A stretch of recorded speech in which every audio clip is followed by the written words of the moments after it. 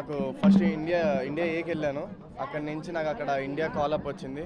ఎలా తప్పకుండా మన ఆంధ్ర నుంచి ఒక ప్లేయర్ ఆడుతున్నాడంటే తప్పకుండా మంచిగా ఆడాలి, ఇంకా చాలామంది ప్లేయర్స్ రావాలని కోరుకుండేది నాకు.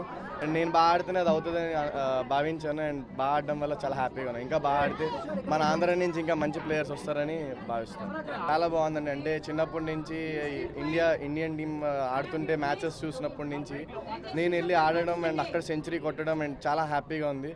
And whole Andhra and Indian proud చేసినందుకు చాలా హ్యాపీగా ఉంది. T20 అవునండి, తప్పకుండా. లైక్ చాలా షార్ట్ టైం ఉంది, బట్ నా ఫుల్ ప్రిపరేషన్స్ ఇస్తున్నా. అండ్ లాస్ట్ సిరీస్లోనే ఎలా అయితే బాగా ఆడానో నా 110% ఈ సిరీస్లో కూడా ఇస్తాను. అండ్ మన ఆంధ్రాకి మంచి పేరు తెప్పిస్తాను. ఛాంపియన్స్ ట్రోఫీ ఇంకా లిస్ట్ రాలేదు, బట్ వస్తే మాత్రం నా 110% ఇండియన్ టీంకి ఇస్తానండి. లేదండి, నేను ఆడుతున్నా అంటే మీరు కూడా ఆడగలరు. ఒకటే అంటే ఇంతకు ముందు వరకు ఆడలేదు, కొంతమంది ఆడారు. బట్ ఇంకా మనం ఎప్పుడైతే 100s ఇంకా మంచి పర్ఫార్మెన్స్ చేస్తామో అప్పుడు యువ క్రికెటర్స్కి ఇంకా మనం కూడా ఆడొచ్చు అని ఒక బిలీవ్ వస్తుంది.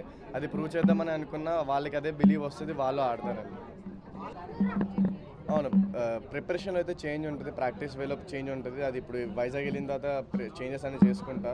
అండ్ వీలైనంత తొందరగా T20 ఫామ్ని మళ్ళీ తెచ్చుకుంటాను.